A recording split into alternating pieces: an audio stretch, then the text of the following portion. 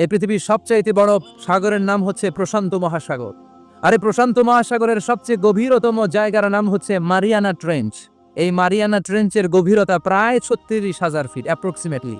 আর এই পৃথিবীর সবচেয়ে বড় যে পাহাড়টা মাউন্ট এভারেস্ট, এটার উচ্চতা প্রায় 29,035 ফিট।